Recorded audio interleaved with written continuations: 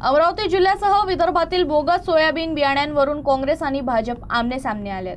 काँग्रेस नेते यशोमती ठाकूर यांनी राज्य सरकारवर जोरदार टीका करत अधिवेशनात अमरावती जिल्ह्यातील एकाही आमदारांना हा गंभीर प्रश्न प्रभावीपणे मांडला नसल्याचं सांगत सरकारच्या इच्छाशक्तीवर प्रश्नचिन्ह उपस्थित केला। याला प्रत्युत्तर देताना भाजपचे आमदार प्रताप अडसर यांनी काँग्रेसचे सर्व आरोप फेटाळून लावले। बोगस बियाण्यांचा मुद्दा अधिवेशनात अनेक आमदारांनी उपस्थित केला। तसंच महसूल आणि कृषी मंत्र्यांनीही तातडीने पंचनामे करून नुकसानग्रस्त शेतकऱ्यांना मदत करण्याच्या सूचना दिल्याचं त्यांनी सांगितलं। हे जे सरकार आहे हे अजिबात शेतकऱ्यांच्या प्रती चांगली भावना ठेवत नाही हे आता सिद्ध झालेलं आहे।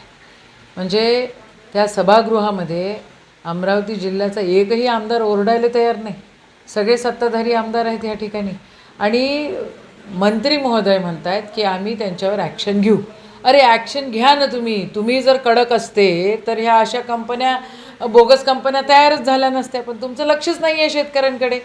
राहिला विषय शेतकऱ्यांच्या कंपन्सेशनचा, तर हे जे बोगस बियाणे घेतलेले आहेत त्यांनाच तर हे लोक सस्पेंड करायला तयार नाही आहेत। नुसतं घोषणा करून होत असतं का? आज दुबार पेरणीची वेळ आलेली आहे। फक्त 20% पेरणं व्यवस्थित झालेलं आहे आणि बाकीची दुबार पेरणी आहे। मग ह्याला सरकार जबाबदार आहेत ना।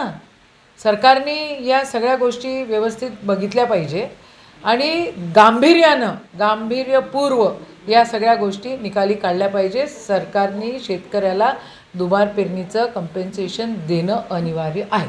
नाही, काँग्रेसचं ते धोरणच आहे विनाकारणच तथ्य नसलेल्या टीका करणं। सभागृहामध्ये अनेक आमदारांनी व मी सुद्धा या विषयात सभागृहातही चर्चा केली, विषय मांडला आणि पत्रव्यवहारसुद्धा केला आणि कृषी मंत्री व आमचे पालकमंत्री बावनकुळे साहेब यांच्याशी चर्चाही केली आणि त्या संदर्भात माननीय पालकमंत्र्यांनी जिल्हाधिकाऱ्यांच्या नावानं एन्डोर्समेंट करून तात्काळ पंचनामे करून ज्यांचं नुकसान झालं आहे त्यांना नियोजनमधून भरपाई देण्यात यावी असं त्यांना पत्रही लिहिलं, रिमार्कही लिहिलं आणि माननीय कृषी मंत्री महोदयांनी सभागृहामध्ये जाहीर केलं आहे की या संदर्भात जिथं जिथं असं आढळलं आहे त्या सर्व कंपन्यांवर गुन्हे दाखल करू। त्या तक्रारींमध्ये तथ्य आढळलं तर निश्चितपणे त्या कंपन्यांवर सुद्धा कारवाई करू।